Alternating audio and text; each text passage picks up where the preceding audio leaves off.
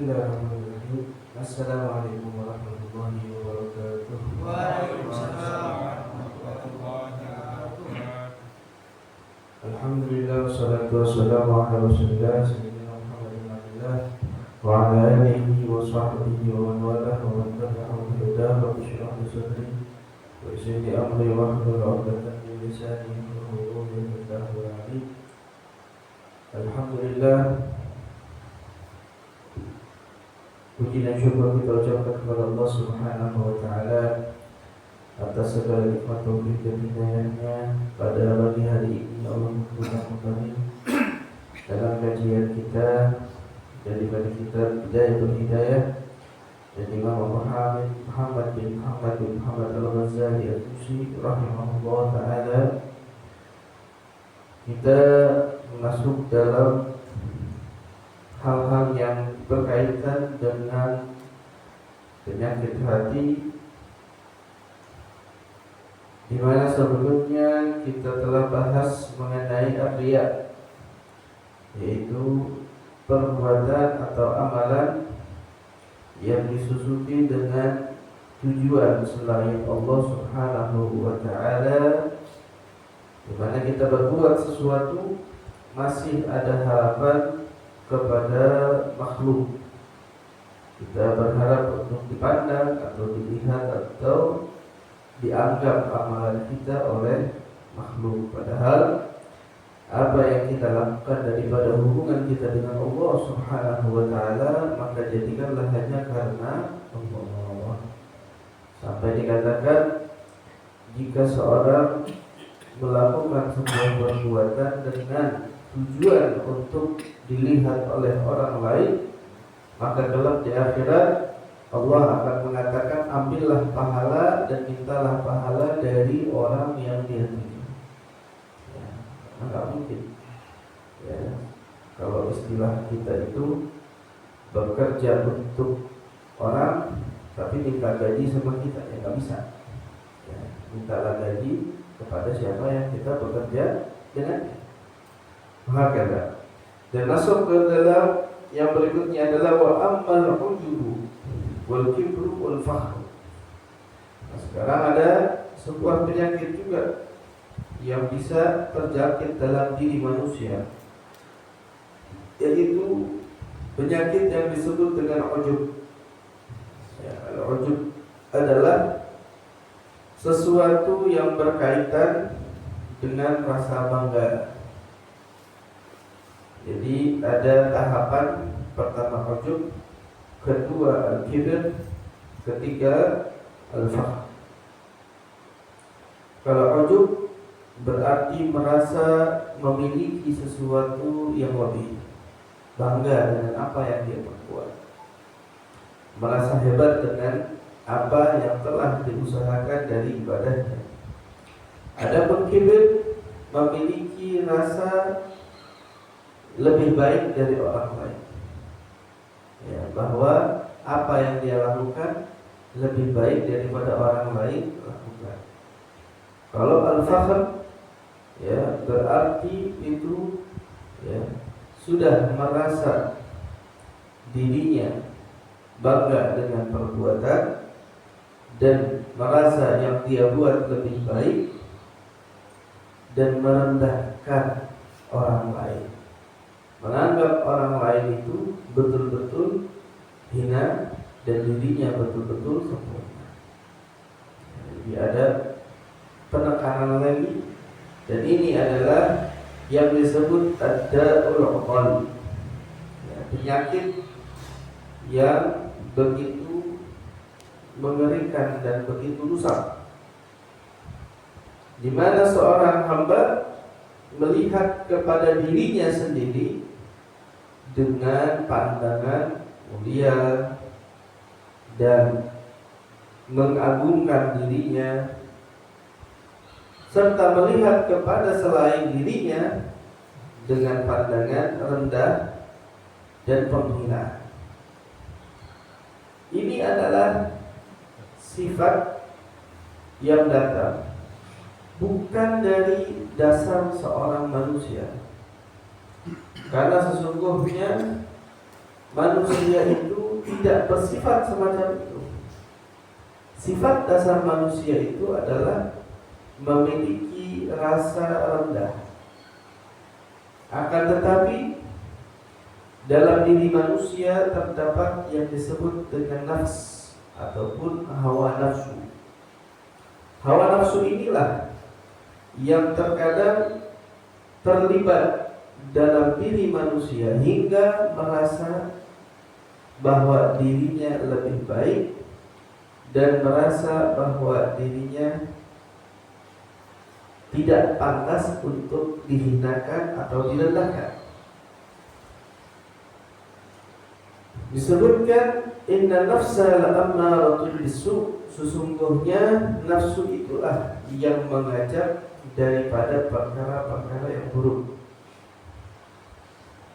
Karena itu saat adanya penekanan dari Allah Subhanahu wa taala kepada iblis, di mana iblis dan malaikat kedua-duanya dalam posisi sebagai hamba-hamba Allah yang begitu kuat dalam beribadah.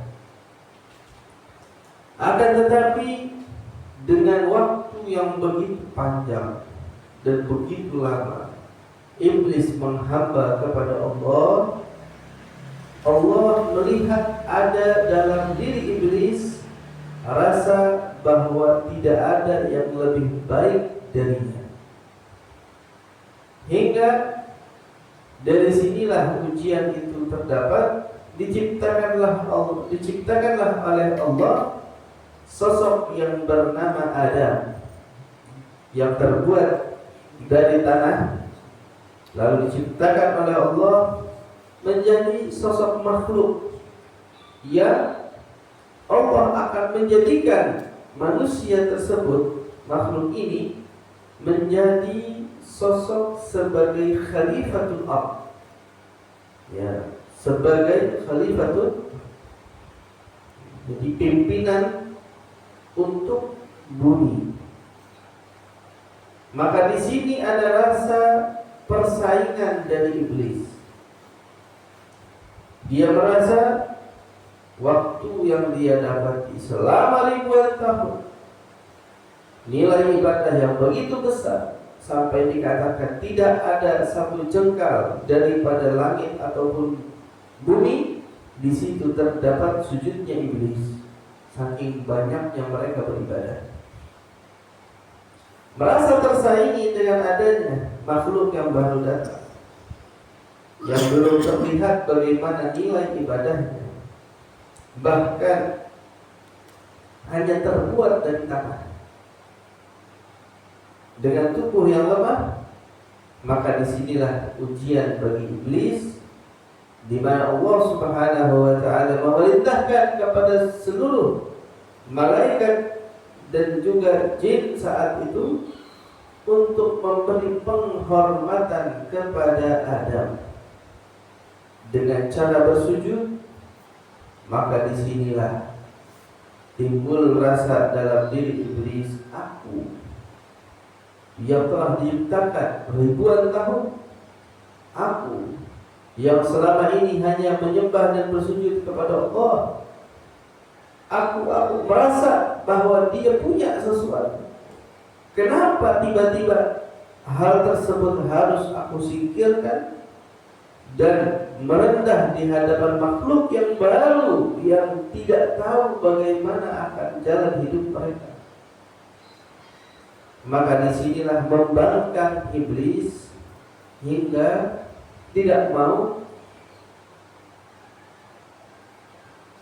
memberikan sujud penghormatan kepada Nabi Adam alaihi salatu wassalam. Ya, inilah sebuah bentuk penyakit yang timbul. Ya, jadi dari sini kita mengambil pelajaran bahwa kita itu bisa saja terjangkit daripada perasaan-perasaan seperti itu. Kapan akan terjangkit itu? Di saat kita terbiasa dengan posisi, dengan penghormatan, dengan sesuatu yang tidak dimiliki mungkin oleh orang lain. Di sini kita akan punya rasa saat adanya saingan ataupun sesuatu yang merendahkan, kita akan merasa loh, kan saya yang begini, kan hingga akhirnya dia bangga dengan amalannya dan bangga dengan dirinya serta merendahkan orang lain. Wanatijatuhu 'ala lisani an yaqula ana wa ana. Maka apa bentuk yang nampak dari orang yang sombong tersebut adalah dia akan mengatakan saya, atau dalam bahasa Arabnya ana.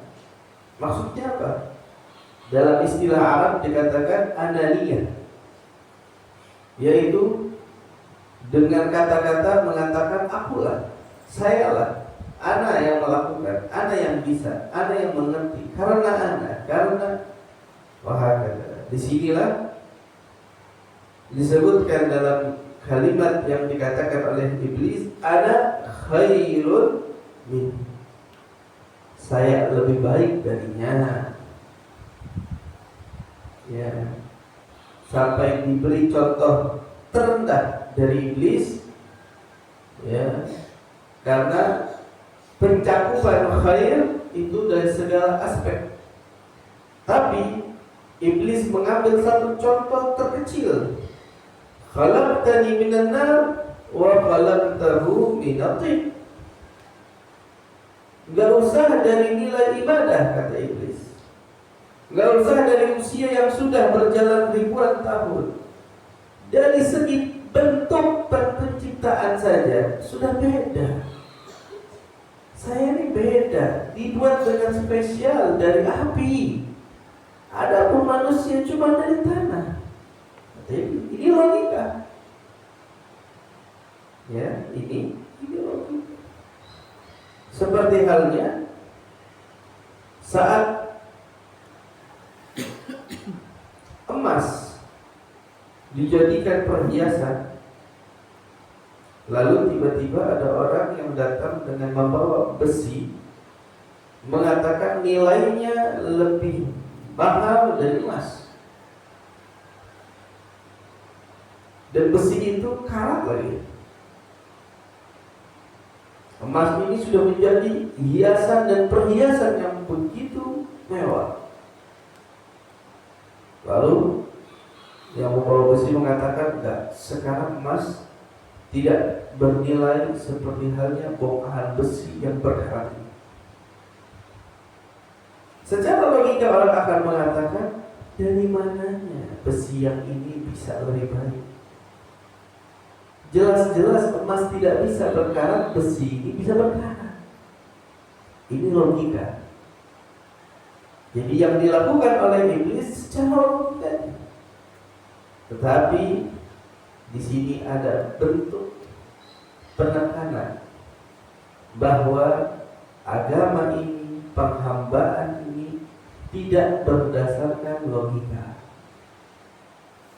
Andai agama ini berdasarkan logika dan tidak mengambil ilmu dari dasarnya yang memiliki hubungan sampai kepada sumber ilmu tersebut, ya, laqila man syaa syaa, maka akan berkata siapapun dengan apa yang dia anggap sebagai argumen, dia akan berkata, ya ini logika saya.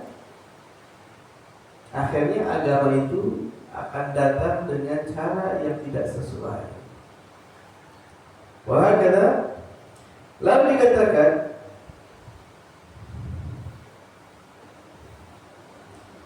apa hasil dari sifat kesombongan tadi? Hasil ataupun buah hasil dari sifat tersebut di dalam perkumpulan dalam sebuah lingkungan at-taraffu'u wa tabaddul. Pertama, dia akan merasa taraffu'. Ya. Taraffu' di sini merasa dirinya lebih mulia, lebih baik. Ya, dalam sebuah perkumpulan dia akan merasa suaranya atau penyampaian yang dia akan sampaikan atau kritikan dia itu tidak bisa dibantahkan, atau ilmunya lebih luas dari yang lain. Merasa taraffu' wa tabaddul. Ya. Datangnya terlambat tapi dia tetap mau yang paling depan, mau yang paling bisa untuk menyampaikan aspirasinya. Wa talabat tasadduri fil mahafil. Dalam sebuah acara-acara dia sangat berharap untuk disosokkan, ya, dijadikan sosok dalam sebuah perkumpulan ataupun acara. Ini hasil daripada sifat tersebut. Hal ini bukan berarti kita bisa menilai orang lain. Ya, diperjelaskan dalam hal ini bukan untuk kita menilai orang lain. Ada orang tiba-tiba begitu, wah ini orang sombong ini, wah ini orang enggak. Tugas kita bukan menghakimi, bukan memberikan keputusan. Ya. Tapi pengetahuan kita akan hal-hal ini adalah untuk memberikan penghukuman terhadap diri kita. Kita ada di posisi yang mana? Akan tetapi saat melihat ada orang yang jelas dalam sifat yang sombongnya, atau dia betul-betul menunjukkan kesombongan dirinya, maka hal ini, ya, bukan berarti kita sedang menghakimi dirinya atau menyatakan orang sombong wajar tempatnya akan di neraka. Enggak.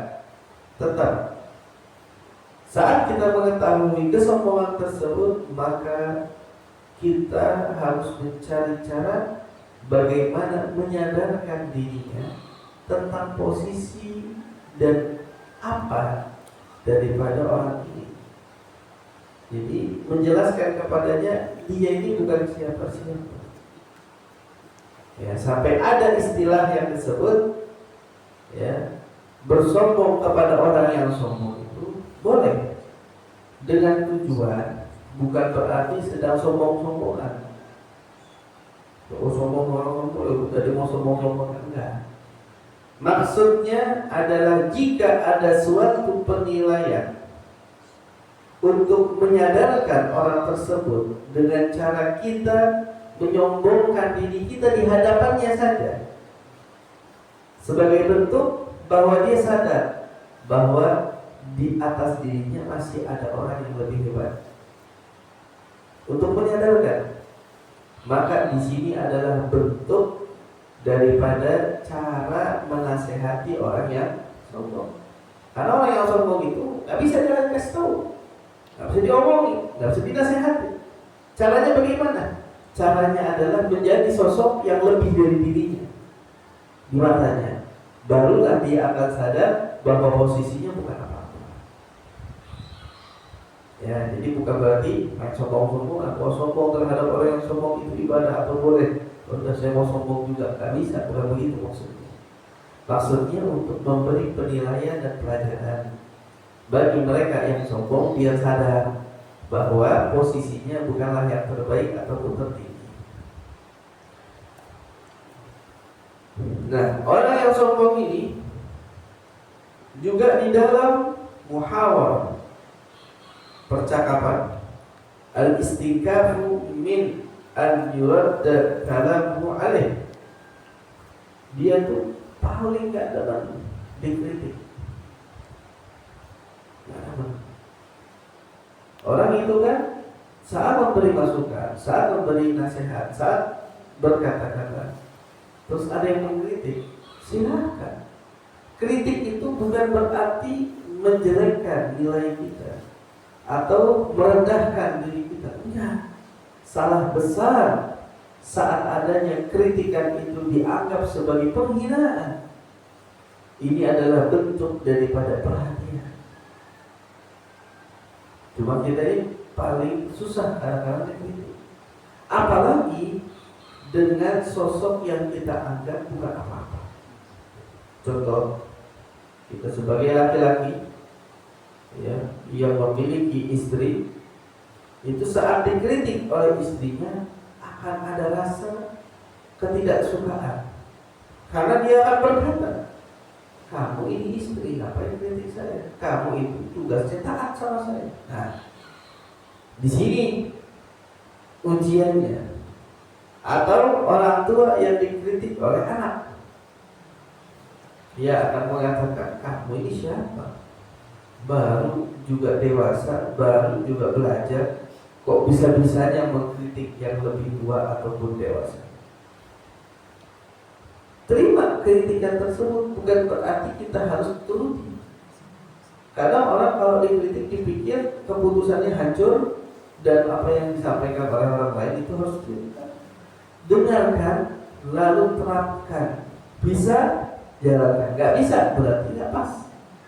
Kritikan itu hal yang wajar ya, dengan cara apapun kritikannya. Cara kritikannya ini kasar banget ya namanya orang dalam berekspresi, dalam penyampaian ya, jangan malah dinilai ya, tidak pantas atau tidak layak untuk mengkritik. Ya silahkan, tapi bukan berarti setiap kritikan itu bisa diterapkan. Kita pun saat menyampaikan sama, jangan pernah menyampaikan kritikan atau masukan kepada forum orang lain, kepada secara individual, terus saat orang itu tidak melakukan, wah ini orang kamu dengerin ya susah, masih nasihati lagi, capek ya. Saya ngomong, kenapa merasa kritikanmu, saranmu itu lebih baik? Merasa dirimu lebih afdal? Jangan dulu, sampaikan, diterima jalani, nggak diterima yuk. Ada pun tiba-tiba terjadi sesuatu, ya itu pelajaran. Ya itu pelajaran. Atau saat kita berikan masukan, dia belum bisa terima. Pas ada orang lain ngasih masukan dengan masukan yang sama, diterima. Ya, orang tak demen sama saya. Dia orang udah ngerendahin saya. Ya, dia orang lain cerita, orang lain ngomong, baru diterima. Kira saya ngomong aja apa?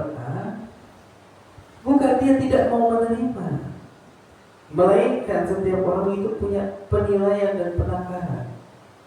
Saat penyampaian itu datang dari orang lain dan dari dirinya dan dari orang lain, maka si pendengar, penyimak kritikan ataupun saran ini, dengan banyaknya orang yang menyampaikan dengan penyampaian yang sama akan menguatkan.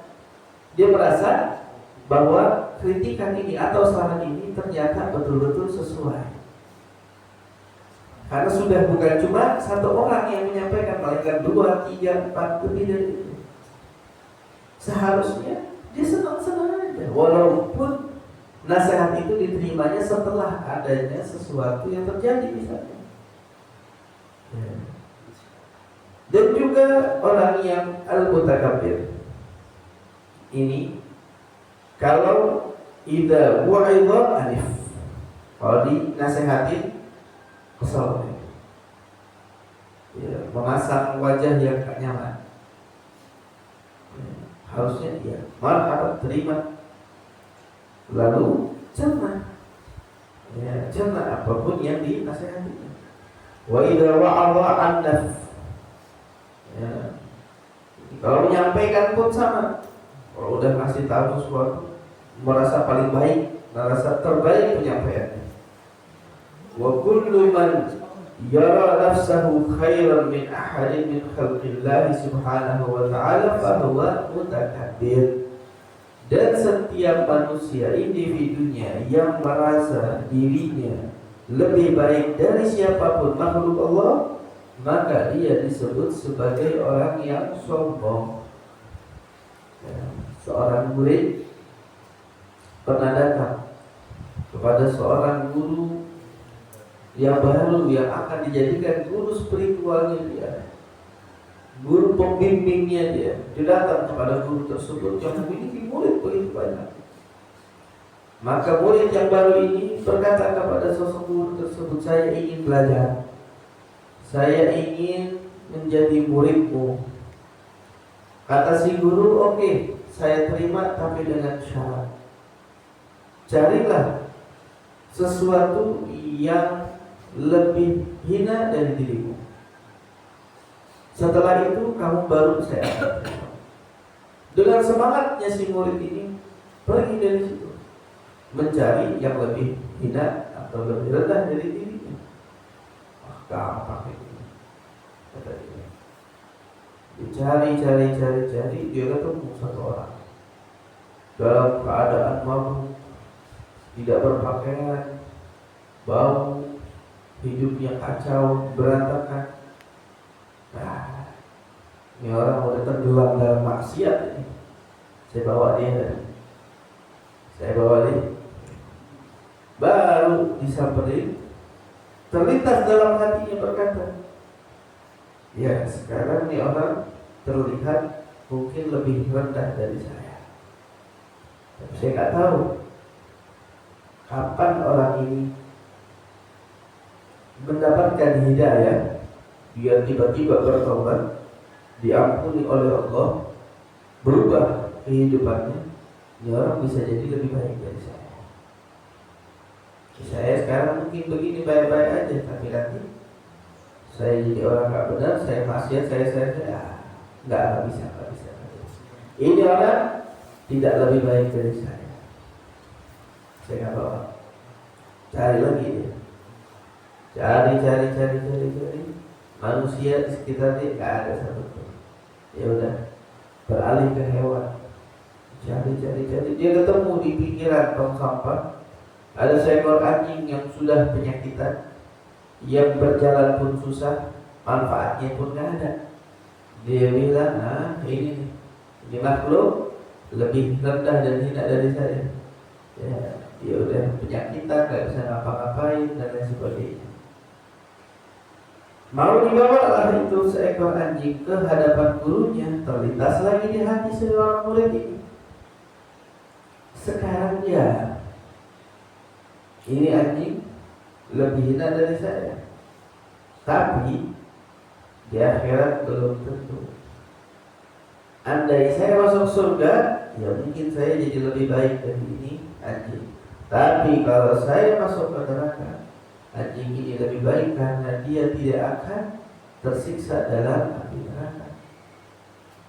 Gak jadi dibawa namanya. Taruh lagi.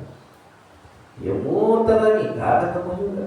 Datang ke gurunya, wahai guru, saya keliling, saya dapatin fulan, saya mau anggap dirinya lebih rendah, saya teringat begini, gak bisa kayaknya.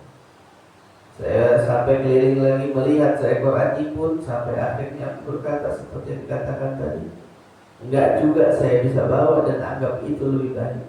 Jadi intinya saya gak ketemu siapa yang lebih rendah dari diri saya. Apa kata gurunya? Ya udah, kamu lulus ujiannya, kamu jadi murid saya.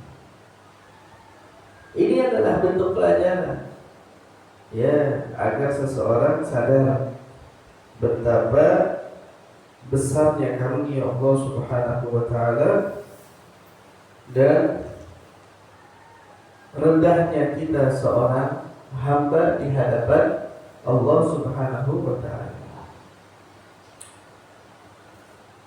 Bal yanbaghi an ta'lama anna al-khayra man huwa khairun 'inda Allah ta'ala fi dar al-akhirah wa dhalika ghaibun wa huwa mawqufu 'ala khatimah. Akan tetapi yang perlu kita sadari bahwa kemenangan dan keberhasilan dan kemuliaan yang besar itu adalah saat kelak berjumpa ataupun kembali kepada Allah dalam keadaan yang baik. Ini baru keselamatan itu ada, kebanggaan itu ada. Kenapa? Lulus. dari kehidupan dunia. Ya, dunianya dia Masya Allah, di akhiratnya pun dia Masya Allah. Tapi berapa banyak orang yang di dunianya merasa yang baik, tapi ternyata kelak di akhirat dia tidak memiliki apa-apa. Lalu dikatakan kembali, wa tigaduka fi nafsika annaka khairun min ghairik jahlun mahdhur. Dan kesadaran dirimu akan kau merasa dirimu, kau yakin dengan dirimu lebih baik dari orang lain adalah bentuk definisi sifat terbodoh. Ya. Akan tetapi janganlah pernah melihat orang lain kecuali engkau melihat bahwa mereka lebih baik dari dirimu.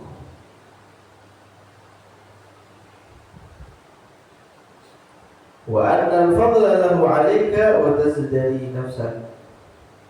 Dan Allah memang memberikan sesuatu yang lebih untuk dirimu, tapi ada sesuatu hal yang lebih besar dari Allah Subhanahu wa taala untuk orang lain. Maka di sini Imam Ghazali mengatakan fa in ra'aita saghiran qulta hadza lam ya'sillah wa ana 'asaitu. Ada niat yang lebih kecil, pengen ngerasa bahwa saya udah lebih berpengalaman, saya lebih ngerti, saya lebih tahu, saya.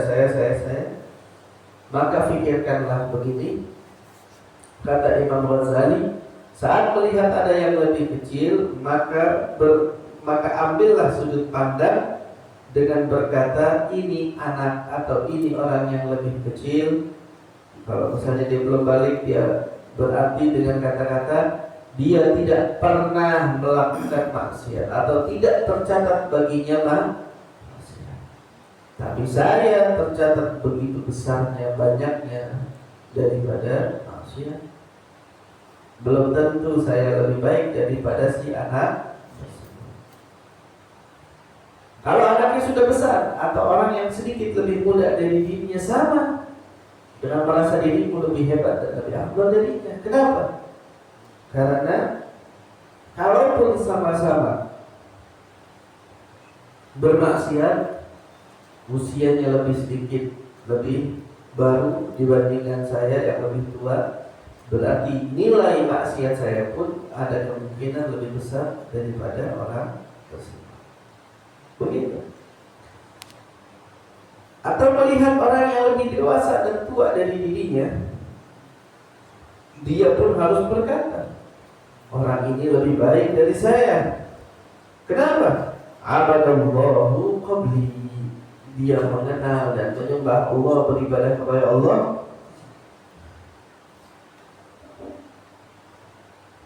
lebih dahulu dari saya.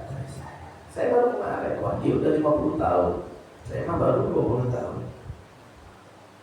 Ya, berarti dia lebih berpengalaman dalam berhubungan dengan Allah Subhanahu wa ta'ala.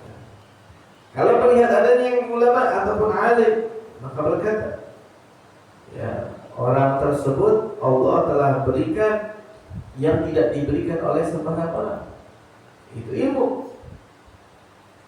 Ya, dan menyampaikan lebih daripada orang yang tidak menyampaikan. Maka ya, dia harus berkata, bagaimana bisa saya lebih baik daripada orang tersebut. Atau kalau melihat orang yang jahil, orang yang bodoh, dia pintar, dia sarjana, dia belajar, dia pesantren, ini orang nol di hadapan dia, nggak pernah mondok, nggak pernah sekolah, nggak pernah apa. Apa yang perlu kita tanamkan agar kita tidak merasa lebih baik dari dirinya? Maka kata Imam Ghazali berkata, ini orang kalau melakukan maksiat, ya, ini orang yang jahil, yang bodoh, Kalau dia melakukan maksiat, maka melakukan hal tersebut karena kejahilannya, karena ketidaktahuan dia. Tapi kalau saya yang punya ilmu, yang belajar, saat melakukan maksiat, maka aku lakukan tersebut atas dasar padahal saya punya pengalaman dan pengetahuan tentang kesalahan itu. Ya.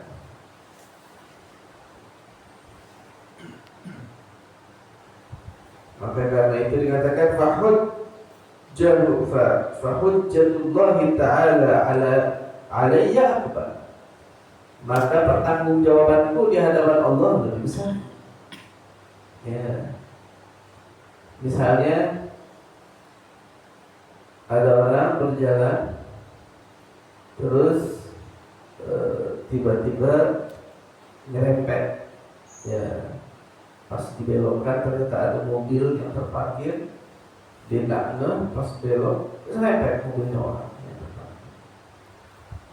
Nah, ini selepetan ini nggak sengaja, dia tahu. Walaupun memang harus bertanggung jawab mungkin. Sama orang yang udah tahu nih di belokannya ada mobil, tapi karena dia nggak hati-hati, ya belok aja di situ, serempet itu. Nah, sekarang sama atau beda penilaiannya? Beda dong. Yang awal melakukan atas dasar ketidaktahuan. Yang kedua melakukan atas dasar sesuatu yang memang sebetulnya dia sudah tahu, cuma dianya aja dia tahu. Bentuk pertanggungjawabannya yang kedua lebih besar. Wajib untuk bertanggung jawab. Yang pertama, ya udah kalau bisa bertanggung jawab. Ya beda ya. Nah begitu juga dengan orang yang jahil melakukan daripada kesalahan, maka bagaimana dia bertanggung jawab di hadapan Allah sesuai dengan pengetahuannya. Tapi kalau yang alim melakukan maksiat, bentuk pertanggungjawabannya lebih besar karena menjadi hujjah. Ya, keilmuan itu akan dipertanyakan oleh Allah. Kamu tahu, kamu ngerti kenapa masih melakukan ini dan itu. Hakada wallahu a'lam. Ya.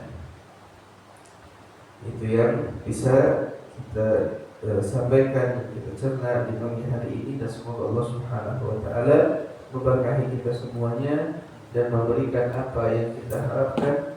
Amin ya rabbal alamin. Assalamualaikum warahmatullahi wabarakatuh. Habib bilang tadi tentang kesombongan manusia. Pertanyaan saya, apakah setiap manusia itu punya sifat sombong? Dan sombongan itu terbentuk karena keadaan. Bisa nggak disebut begitu? Assalamualaikum warahmatullahi wabarakatuh. Waalaikumsalam. Sifat dasar manusia itu sebetulnya tidak memiliki rasa sombong. Akan tetapi ada sifat dasar lain yang ada dalam diri manusia, yaitu tidak mau untuk direndahkan, tidak mau untuk merasa dirinya lebih rendah atau direndahkan oleh orang lain. Ini yang akan menimbulkan daripada sifat yang tidak baik tadi, yaitu saat tidak mau direndahkan berarti merasa dirinya lebih baik. Ya. Nah, dari saat dia merasa tidak ingin direndahkan ataupun dianggap lebih rendah, disitulah nafsu yang akan naik. Ya, nafsu yang akan naik, yang akan berkata, kalau begitu kamu lebih baik dari dirinya. Ya, kamu lebih baik dari dirinya. Atau sifat ini bisa timbul saat apa? Saat dia disanjung, saat dirinya dianggap lebih baik dari yang lain, nafsu akan berkata, tuh orang-orang menyanjung dirimu dan mengatakan dirimu lebih baik, berarti selain dirimu itu lebih buruk. Ini sifatnya nafsu yang merubah sifat diri manusia hingga timbullah penyakit tadi yang disebut dengan sombong. Jadi bagaimana cara mengatasi hal tersebut? Saat ada orang yang menasehati atau menganggap dirimu ya, tidak baik atau apa, maka terimalah dengan seperti yang disebutkan tadi terakhir, ya, bahwa ya mungkin dia lebih baik dari saya karena ini saya tidak sepengalaman dengan dia tentang hal ini, ya. Atau saat kita merasa disanjung, ya, dimuliakan, ya, di sini kita pun harus berkata bahwa saya bisa sebaik ini atas dasar anugerah Allah Subhanahu wa taala yang menitipkan kepada saya hikmah, menitipkan kepada saya kata-kata, menitipkan kepada saya ilmu, hingga saya mungkin bisa lebih memberikan sesuatu dibandingkan orang lain. Bukan berarti saya lebih baik dari orang lain. Jadi harus ada penangkal-penangkalnya, karena sifat sombong itu bisa lari dari mana aja, datang dari mana aja. Tinggal bagaimana kita memanage diri kita. Kalau kita bisa, ya kita akan menjaga diri kita. Tapi kalau kita terbawa dengan suasana, ya udah habislah kita. Begitu, wallahu a'lam.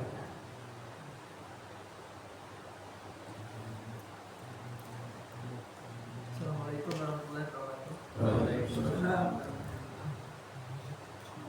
Mohon maaf Pak, kalau percaya diri dengan sombong itu bedanya gimana? Nah, ini yang sering dipertanyakan juga, yaitu rasa percaya diri.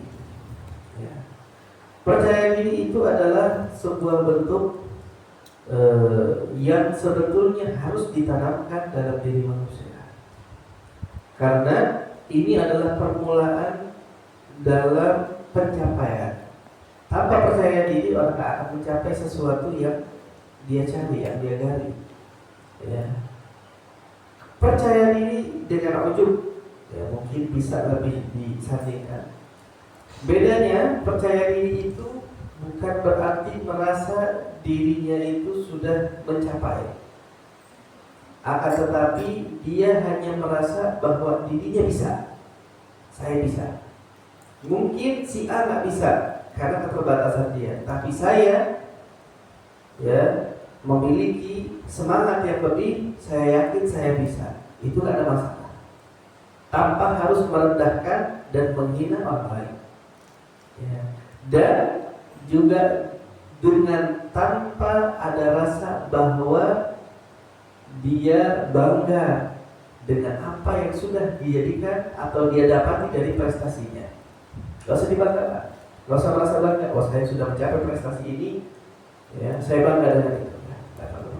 Kenapa? Karena prestasi yang dia dapati dari percaya dirinya itu tidak murni atas dirinya.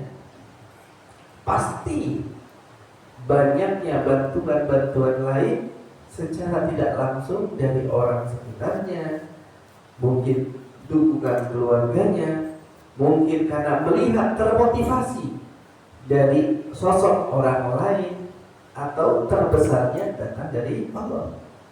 Dia harus langsung menyandingkan begitu.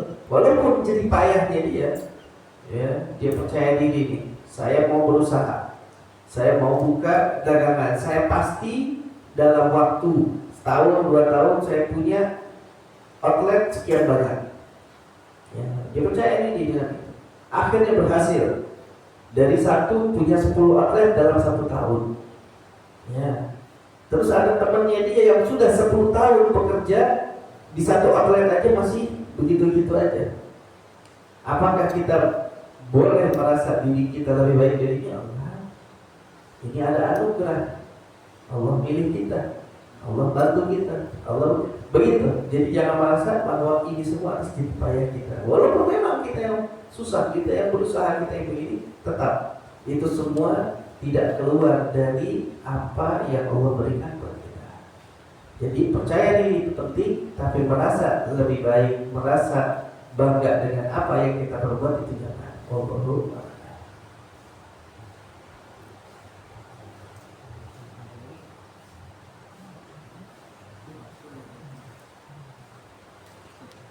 Assalamualaikum warahmatullahi wabarakatuh. Waalaikumsalam warahmatullahi wabarakatuh. Ustaz mau tanya, sekarang di media sosial dia banyak yang memamerkan hasil usahanya lah, dan kadang-kadang dibawa dengan agama ini. Bagaimana itu Ustaz?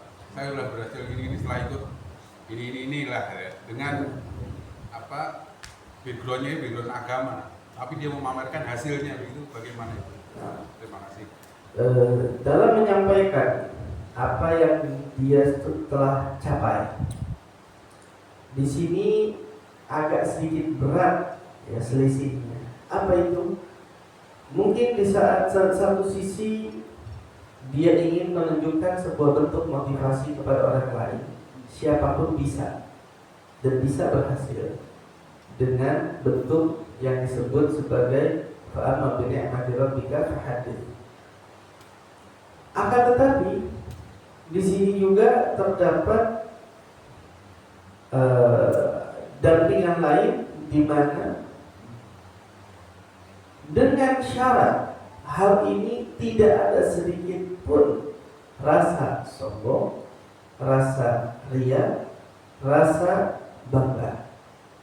Ya, jadi sekedar menyampaikan sebagai bentuk motivasi dan berkata bahwa ini semua bukan karena diri saya, melainkan atas dukungan A, B, C, D, atas ya bantuan dari Allah Subhanahu wa Ta'ala, sebagai penekanan bahwa ini bukan karena saya yang melakukan. Itu mungkin bisa lebih baik dibandingkan hanya sekedar ya karena saya berusaha saya bisa. Ya, sekarang juga banyak orang yang berusaha tapi belum bisa. Terus apakah berarti usahamu lebih besar daripada diri? Nah, belum tentu. Kadang Allah yang berusaha lebih besar dari dirimu tapi belum berhasil. Nah, di sini adanya anugerah. Jadi boleh dengan syarat tadi itu. Kalau dia yakin narasi yang dia sampaikan itu tidak ada kaitan sama sekali dengan rasa bangga diri, maka silakan, hanya sebagai bentuk motivasi. Tapi belum tentu. Saya kayaknya kalau udah ngomongin begini tuh kayak asik-asik aja deh. Ya ngerasa wah, jadi saya ini contoh terbaik, ya, contoh yang nyata. Ya, jadi orang harus tahu, ya, biar orang lebih bisa menghormati saya, biar orang nggak usah cerita, mendingan diam aja deh. Ya, mendingan diam aja karena ini bukan motivasi lagi, melainkan ingin menunjukkan ya hasil kerjanya, hasil perjuangannya, hasil usahanya. Ya, kita tidak perlu menunjukkan hasil, akan tetapi kita boleh mengajak orang lain untuk mendapatkan hasil yang serupa seperti yang kita usahakan. Wallahu a'lam.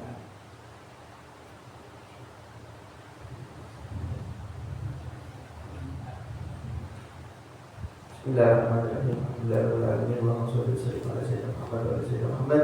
Allahumma shalli ala al-afiyah wa mahfadillah wa bidini wa dunya wa akhirah wa mutaqqa ilman nafi'an wa amalan mutaqabbalan wa akhirna bil taqwa wal istiqamah wa 'adana min mujibati kadam wa halalan innaka sami'un rabbana atina fid dunya hasanah wa fil akhirati hasanah wa qina adzabannar. Bi fadli subhana rabbika rabbil izzati amma yasifun wa salamun 'alal mursalin walhamdulillahi rabbil alamin. Subhanallah wa bihamdihi.